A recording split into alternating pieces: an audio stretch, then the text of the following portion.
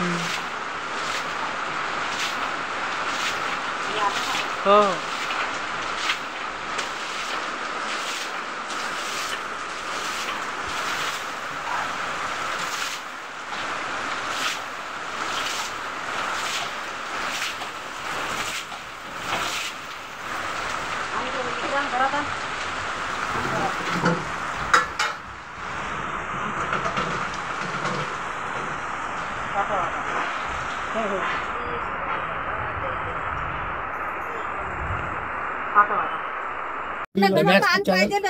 सुनील भाई हा सर मी काय म्हटलं हे नगरपंचायतचे अभियंता आहेत. हॅलो सर, यांच्या घरात पाणी घुसलेलं आहे. तुमची जे नाली हे नाली पुढे रोड पुढे आज यांच्या घरच्या अनाथ हे नगर इथं जी नाली आहे तर तुम्ही काय करणार याच्यावर उपाययोजना? ही जी नाली आहे सार्वजनिक बांधकाम विभागाची नाली आपण त्यांनी बनवली. त्याची जी बेस लाईन आहे ना, आपली जी टॉप लाईन आहे नालीची ती तिथे जॉईन झालेली आहे. त्याच्यामुळे आपल्या नालीचं पाणी बाहेर पास होत नाही. आपली नगरपंचायतची जी जुनी नाली होती, जी कच्ची नाली किंवा जी जुनी नाली त्यातून पाणी पास होत होते. तर या लोकांना त्यापूर्वी काही समस्या नव्हती. आपण आता आता आपण याच्यावर पर्याय काय करणार आहे? माझं असं म्हणणं आहे, लगातार पाऊस चालू आहे आणि आता त्यांनी यांच्या घरात पाणी घुसल्या, त्यांना आता राहतं कुठं? 4 दिवस झाले नगरपंचायतला 1 महिन्यापासून त्यांनी पाठपुरावा केला, पण तुमची नगरपंचायत दुर्लक्ष का करते? तुमच्या प्रशासनावर काही होतं राहणार नाही. मी काय म्हटलं, त्या ठेकेदाराला तुम्ही भेटी धरा, त्यांनी नाली कशी बांधली त्या रोडवर तर माझी पाहिजे ना, जीव गेले खड्डे त्या रोडवर, कधी कोणा जीव जाऊ शकते. तुम्हाला कोणा जीव घेण्यावर जाग येणार का जनता मिळण्यावर जाग येणार? आता त्या संबंधात तर तुम्हाला सांगितलं, सार्वजनिक बांधकाम विभाग जे आहे सिव्हिल लाईन्सला नागपूरला, जे त्यांच्या अंतर्गत हे नॅशनल हायवेचं काम चालू आहे. आपण त्यांना नोटीस पण दिलेलं आहे त्याबाबत की तुमच्या नालीमुळे आमच्या लोकांच्या घरामध्ये पाणी जाऊ शकतं. त्यापूर्वी आपण त्यांना नोटीस पण दिलेले आहे. पण ते त्यांचं असं म्हणणं आहे की ही स्ट्रॉंग वॉटर ड्रेनेज आहे. तर मग आपल्याला नालीला पॅरल म्हणजे समांतर एक नाली बनवावी लागेल इथे पॅरल.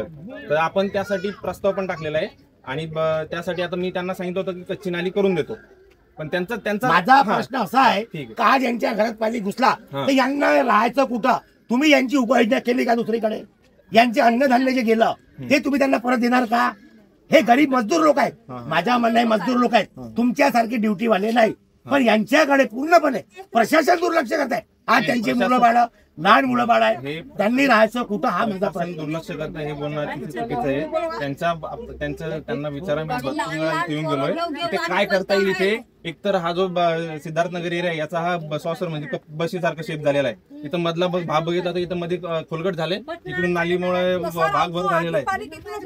हो तेच मग सांगतो, ही जी नाली आहे, ही जी नाली बनली, ही नॅशनल हायवेची जी नाली बनली, या नालीमुळे तुमच्या भागात पाणी झाले.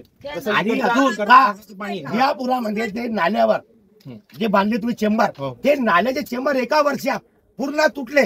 तुम्ही त्या ठेकेदार कोणती कारवाई करणार? ज्या ठेकेदारांनी संबंधित जे काही चेंबर तुटले बोलत असताल तुम्ही, तर ते चेंबर म्हणजे त्यांची एसडी वगैरे त्यांचा जो काळ असतो, जो आपण म्हणतो त्याला, तो काळ त्यांचा संपून गेलेला होता त्याच्यामध्ये. आणि आता नवीन जे आहे जिथे कुठे चेंबर आहे तर ते आपण बनवायला सांगितले. पावसामुळे थोडी क्युरिंगला प्रॉब्लेम येतो कास्टिंगला, त्याच्यामुळे ते पण होऊन जाईल तुमचं. माझं असं म्हणणं आहे का जे नागरिक आहे आज यांच्यावर अशी परिस्थिती आली आहे की यांनी स्वयंपाक आपल्या घरी पण बनवू शकत नाही. हे रातपासून उपाशी लोक आहेत, काहून का पाणी आला टोंगरा. आज हे इथं झोपले ते विहारामध्ये. आता त्यांनी झोपायचं कुठं आणि स्वयंपाक बनवायचं कुठं आणि जेवण कुठं करायचं? याची काही उपाययोजना आपली प्रशासन काय केली?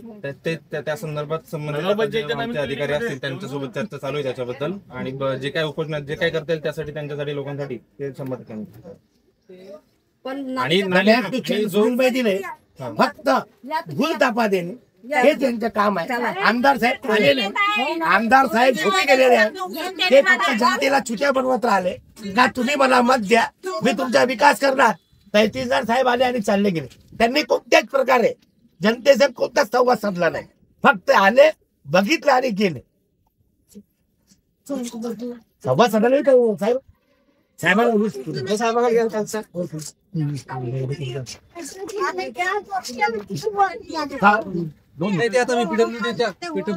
आज या नागरिकावर उपात म्हणजे वेळ आली, त्याच्यावर तुम्ही काय बोल? नाही आता ते बघू घेऊन आम्ही तत्काळ अभिषेक करण्याचं आपण घरात पाणी गेलेलं आहे. ते पण आता त्यांना स्वयंपाकाला अन्न बघून आपण त्यांना राग चालले. बघू दे ना, आता बघू दे ना मला. आमदार साहेब तर अजूनपर्यंत आले नाही. आज 4 दिवसापासून पाणी आहे, पण आमदार साहेब कुठं गेले, झोपे गेले, त्यांना आता जग गाडी आणि आमदार साहेब फक्त बोलतामध्ये निवडून गेले. आता तर त्यांचे विचार भरघोस पदाधिकारी निवडून त्यांच्या पूर्णपणे आपल्या विधानसभेकडे दुर्लक्ष आहे. आमदार साहेब फक्त बिनकामाचे राहिलेले आहे, चांगल्या कामाचे आमदार राहिलेले. आता या जनतेचा मालिक कुठे राहणार नाही, फक्त मतं मागायला जेव्हा येतील तेव्हा तुम्ही त्यांना काय प्रश्न विचारणार. तुम्हाला कुठे आता मतं मागायला यायचं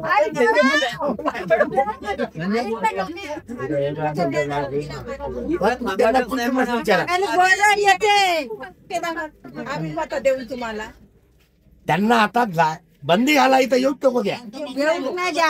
यांच्यावर जनतेवर परिस्थिती खराब असली आम्ही. आमदार साहेब आले नाही, आमदार साहेब तिकडे झोपी गेले आहेत आणि जनता मेली तर जनता उपाशी आणि नेता उपाशी अशी किस्सा आहे. धन्यवाद. हा चेंबर बा फुटलावाला काही यांची समस्या कुठे आहे बघा. हे पूर्ण या जनतेची धन्यवाद. याच्यापेक्षा माहिती शंभर भरून आहे रे सांगा याची समस्या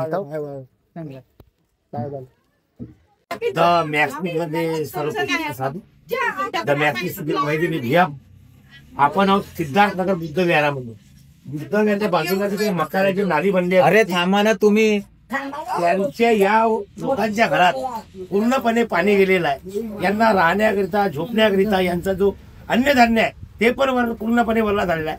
आणि आता इथं पटवारी ना आला, त्यांनी एका कोतवालाला पाठवला. म्हणजे प्रशासनाचे अधिकारी अजूनपर्यंत तहसीलदार पण आले नाही यांच्या भेटीला. नगरपंचायतच्या कोणता कर्मचारी आला नाही. तुम्हाला कुठे आला का म्हणजे इलेक्शन आल्यावर फक्त नागरिकांना भूलथापा देणे आणि मतं मिळवून घेणे. पण संकटाच्या काळी यांच्याकडे कोणीच आला. हॅलो मॅडम, अरे या ना आता बोला ना.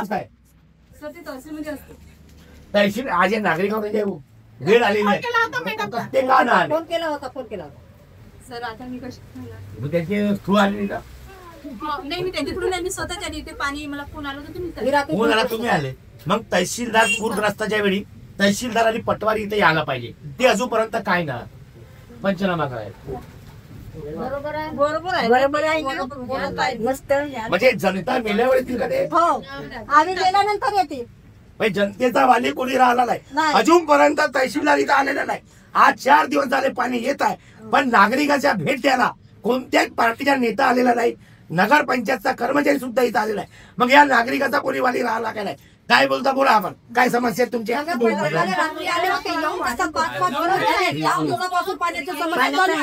रोजही सकाळ संध्याकाळ पाण्याची आपल्या नगरपंचायतचे पाहुणे जातात पाहुणचारी पाणी आणि बस हात पुरुष तर आज करतो उद्या करतो ते पाणी चाललं वाढत. आमची तरी दिवार पडून गेली तर आम्ही राहा कुठं. रात्री 2-3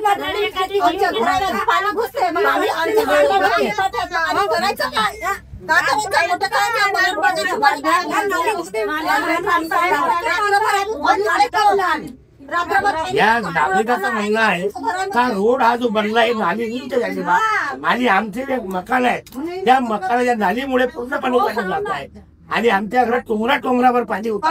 रात्रभर आम्ही झोपू शकलो नाही. एवढा तहसीलदाराला फोन करू, पाटवाला फोन करू सुद्धा कोणीच आमच्या मदतीला आला नाही. कोणताच राजकीय पक्ष नेता आला नाही. नेता फक्त मतं मागण्याकरिता येतात का? आणि जे आता आमदार आले नियुक्त निवडून ते पण सुद्धा यांच्याकडे आले. जे तुम्ही ज्या आमदाराला निवडून दिला ते आले का तुमच्या भेटीला?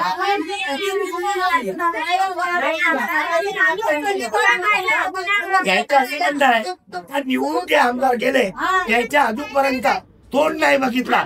फक्त त्यांनी यांना भूलथापा केल्या आणि खुर्चीवर जाऊन बसले आणि सांगतात का लोक माझी 10 लाख लोक क्लिप पाहतात. आणि यांना कोण पाहिणार? या जनतेकडे पहा आमदार साहेब. आज हे मरून राहिले. मार तुम्ही म्हटलं होता का समाजाच्या माणसाला निवडून द्या. आज ज्या समाजाला तुम्ही निवडून दिला त्या समाजाकडे तुम्ही दुर्लक्ष करून आले. काय वाटतं तुम्हाला?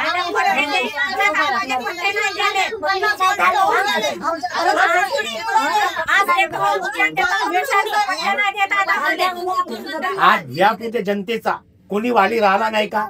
आणि जे लोक फक्त मतं मागायला येतात, मतं मागून झाले खुर्चीवर बसले का या गरीब जनतेला विसरून जातात. आज यांचे असे हाल आहेत. काही आता या बुद्धगरा झोपा लागून राहिला, इथंच यांचा रहिवास आहे. मग यांच्या घरामध्ये पूर्णपणे पाणी शिरलेलं आहे. तरी तहसीलदार, प्रशासन आणि शासन जागा होणार का आणि या गरीबाला न्याय मिळवून देणार का? The Max news, Sunil बैदिरे.